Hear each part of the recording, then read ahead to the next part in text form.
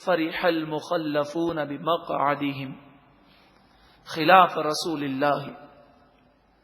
وہ لوگ جو رسول اللہ صلی اللہ علیہ وآلہ وسلم کے جہاد میں جانے کے بعد خود پیچھے بیٹھ گئے اور حضور کے ساتھ جہاد پہ نہ گئے، وہ خوش ہوئے. وَكَرِهُوا أَن يُجَاهِدُوا بِأَمْوَالِهِمْ وَأَنفُسِهِمْ فِي سَبِيلِ اللَّهِ، اور انہوں نے اللہ کی راہ میں مال اور جان سے جہاد کرنے کو ناپسند کیا اور بڑے خوش ہوئے کہ اچھا ہوا اس گرمی میں ہم نہ گئے.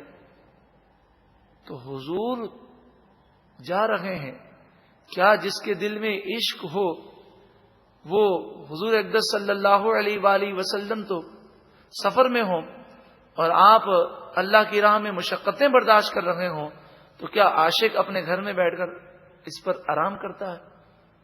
تو ایک مسلمان تھے، وہ جہاد میں نہیں جا سکے تھے. وہ جب گھر پر آئے تو پتہ چلا حضور تشریف لے گئے. تو اس وقت گرمی بڑی شدید تھی. تو آپ نے اپنے گھر کے پاس ایک ٹھنڈی چھاؤں میں آپ بیٹھے. ٹھنڈی چھاؤں کا مطلب یہ ہے کہ اس زمانے میں اس طرح کیا جاتا کہ چھپڑا بنایا جاتا لکڑی کا اور درختوں کے پتوں کا، اس پر پانی ڈالا جاتا اور چاروں طرف زمین پر پانی ڈال دیا جاتا، تو جو لو چلتی وہ لو ٹھنڈی ہو جاتی. تو ٹھنڈی چھاؤں میں بیٹھ کر جب ٹھنڈک ان کے جسم کو پہنچی تو یہ رونے لگے اور کہنے لگے ہائے افسوس، میرے محبوب صلی اللہ علیہ وسلم گرمی میں اللہ کی راہ میں نکلے ہوئے ہیں. اس وقت انہوں نے کھانا بھی نہیں کھایا تھا، فوراً ہتھیار لیے گھوڑے پر سوار ہوئے اور حضور کے پیچھے روانہ ہو گئے. یہ ہے عشق رسول. تو ان منافقوں نے کہا وقالوا، وہ بولے لا تنفروا فی الحر، اس گرم موسم میں باہر نہ نکلو. قل، اے محبوب آپ فرمائیے نار جہنم اشد حرا، جہنم کی آگ زیادہ گرم ہے. تم رسول اللہ کی نافرمانی کر کے اپنے آپ کو جہنم میں ڈال رہے ہو. لو کانوا یفقہون، کاش کہ وہ سمجھتے. فلیضحکوا قلیلا، بس چاہیے کہ وہ تھوڑا ہنس لیں، تھوڑے دنیا کے مزے کر لیں، پھر ہمیشہ ہمیشہ جہنم کی آگ میں رونا ہے. وَلْيَبْكُوا كَثِيرًا، اور چاہیے کہ وہ خوب روئیں. بعض مفسرین نے یہ فرمایا کہ ان گناہ گاروں کو چاہیے کہ ہنسیں کم، اللہ کی بارگاہ میں معافی زیادہ مانگیں اور روئیں زیادہ. جزاء بما كانوا يكسبون، یہ اس کی سزا ہے جو وہ کام کیا کرتے تھے.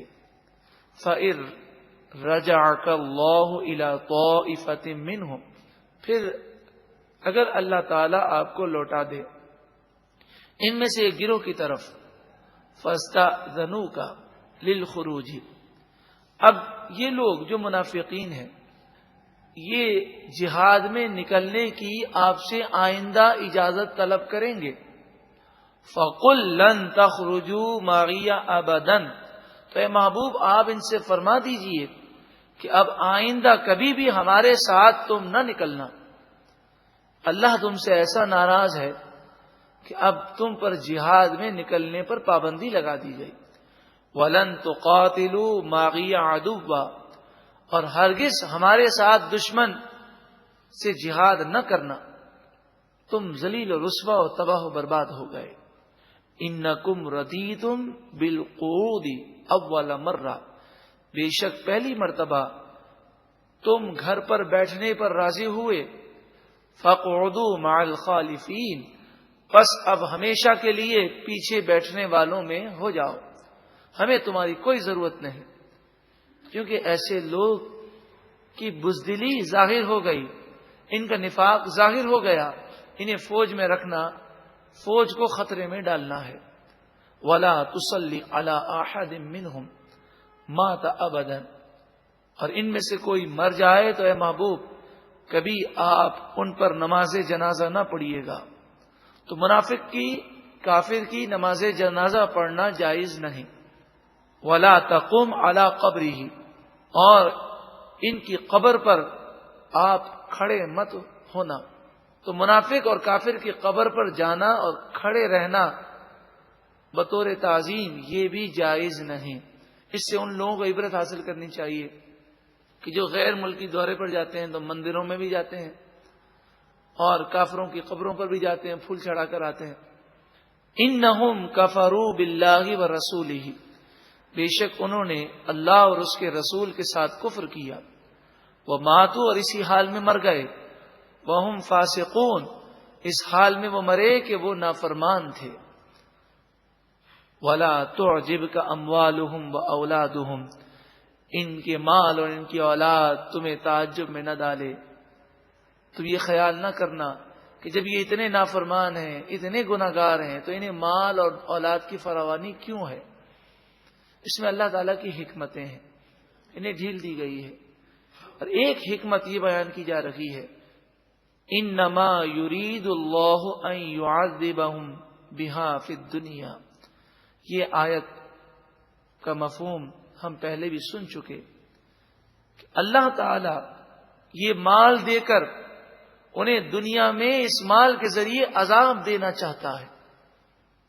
یعنی دنیا میں اتنی مشقتیں، مصیبتیں انہوں نے مال کے لیے برداشت کی، پھر مال کی محبت ان کے دل میں اتنی رچ بس جائے گی کہ جب جان نکلے گی تو جتنا مال زیادہ ہوگا اتنی زیادہ تکلیف ہوگی۔ وَتَزْهَقَ أَنفُسُهُمْ، اور ان کی جان نکلے اس حال میں وَهُمْ كَافِرُونَ کہ وہ کافر ہوں۔ تو یہ مال اس لیے دیا گیا کہ اب انہیں ہدایت نہیں ملے گی، وہ مال کی مستی میں مست ہوں گے۔ وَإِذَا أُنزِلَتْ سُورَةٌ، اور جب ان پر کوئی سورت نازل کی جائے، ان آمنوا باللہ، اس سورت میں یہ ہو کہ اے لوگوں اللہ پر ایمان لاؤ، وجاہدوا مع رسولہ، اور اللہ کے رسول کے ساتھ جہاد کرو، استأذنک اولو الطول منہم، تو ان میں سے مالدار جو جہاد کی طاقت رکھتے ہیں وہ آپ سے جہاد میں نہ آنے کی اجازت مانگتے ہیں۔ وقالوا، اور وہ کہتے ہیں ذرنا، ہمیں یہیں رہنے دیجئے، ہم جہاد کے لیے نہیں آتے۔ نکم مع القاعدین، جو مدینے میں مجبور کمزور لوگ ہیں، جو عورتیں ہیں جو جہاد پہ نہیں گئیں، ہم ان کے ساتھ بیٹھ جائیں گے۔ یعنی انہوں نے باوجود طاقت کے جہاد نہ کرنے والوں کے ساتھ بیٹھنا اور ان کی صف میں داخل ہونا پسند کیا۔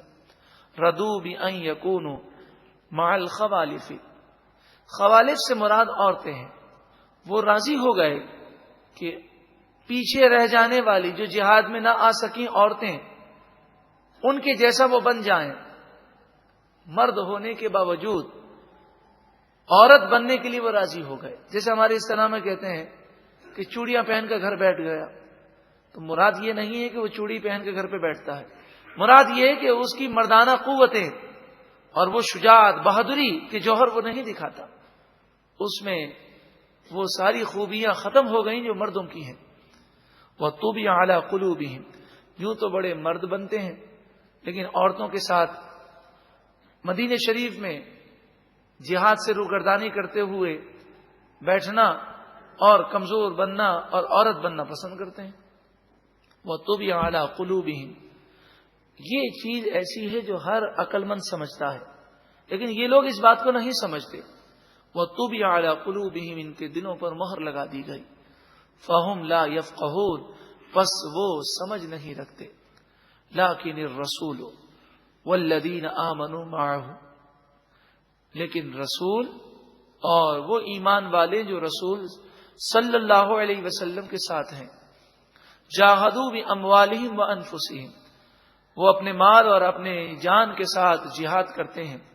وَأُولَئِكَ لَهُمُ الْخَيْرَاتُ، یہی وہ لوگ ہیں جن کے لیے نیکیوں پر درجات ہیں۔ وَأُولَئِكَ هُمُ الْمُفْلِحُونَ، اور یہی لوگ کامیاب ہیں۔ أَعَدَّ اللَّهُ لَهُمْ جَنَّاتٍ تَجْرِي مِن تَحْتِهَا الْأَنْهَارُ، اللہ نے ان کے لیے جنتیں تیار فرمائی جن کے نیچے نہریں رواں دواں ہیں۔ خالدین فیہا، اس میں ہمیشہ رہنے والے ہیں۔ ذالک الفوز العظیم، یہی سب سے بڑی کامیابی ہے۔